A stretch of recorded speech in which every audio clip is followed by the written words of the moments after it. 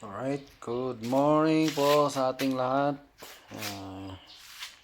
Ito po May 26. Ay, yes, 27 pala, Monday. 2024. Yan, nag-ride tayo kahapon sa Balakat, Pampanga. Ito na yung motor natin ngayon.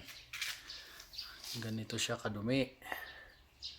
So, huhugasan na natin siya bago natin itago ulit para kung maganda yung laging malinis, para kung may ride go na lang. Magmula kasi nung papunta pa lang ako doon sa EasyTex, yan, umuulan na ng konti sa EasyTex, kaya marumi talaga tayo kahapon. Yan, linisan na natin mga yan lahat. Ito yung pinunta ko sa Mabalacat. Pinalitan ko ito ng mas malaking pipe. Dati yung nakalagay dyan is yung Austin Racing na maliit. Ito siya. Wait.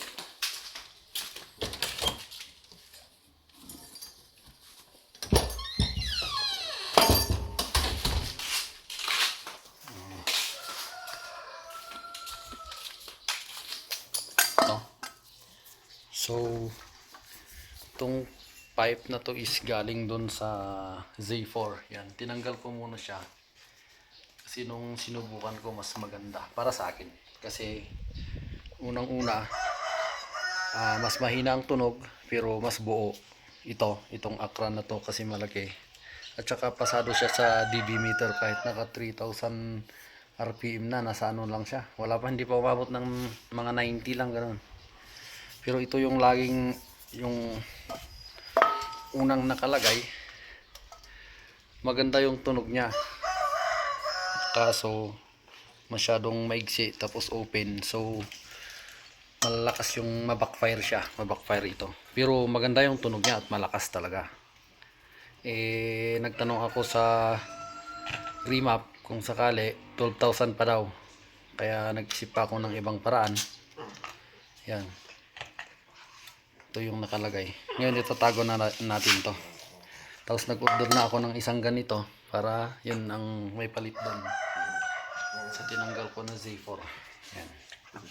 Ito yung pinagawa ko guys, hindi pa siya kita kasi naputikan yung linkage dito.